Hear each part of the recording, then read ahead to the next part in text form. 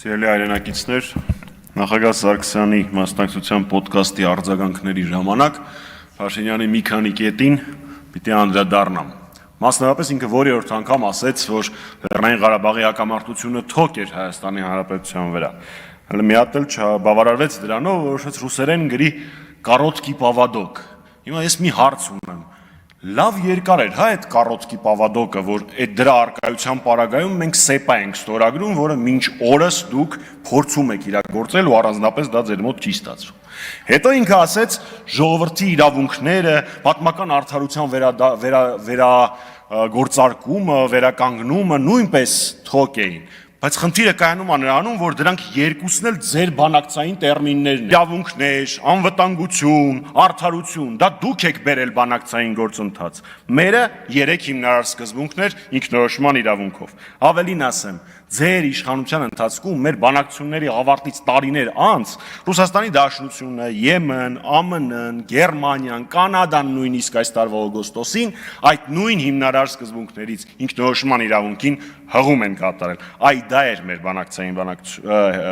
ժառանգությունը։ Ավելին ասեմ, մեր բանակցային ժառանգության մասին խոսել են թե Ադրբեջանից 2 անգամ նշելով, որ եթե բանակցությունների հունով գնար, ապա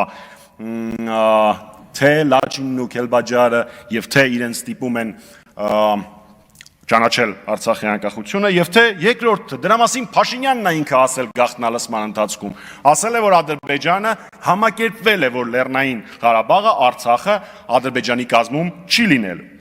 անդրադառնանք մեկ այլ կարևոր կետի վերջերս մամուլում տարածվեց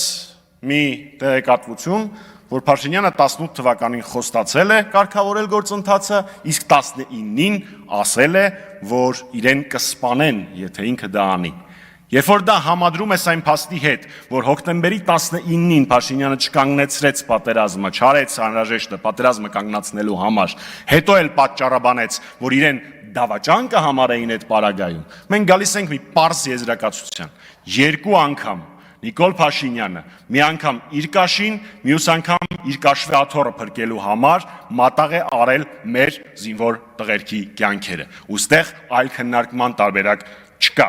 Վերջում անդրադառնամ 2 ԿՊԱ-կանի ելույթների։ Մեկը Ռուբինյանի այսօրվա բրիֆինգի ժամանակ ասված մտքին, որը փորձում էր մեղադրել Արցախի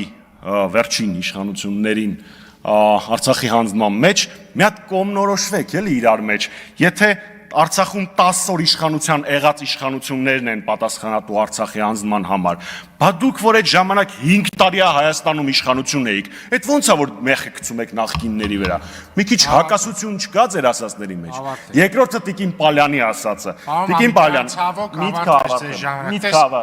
երկրորդը Տիկին Պալյանի ասածը ով բայց Աշոտյանի շնորհավորանքը գողացած ու Կարեն Սարուխանյանին տված մարդը Աշոտյանից խոսելու իրավունք չունի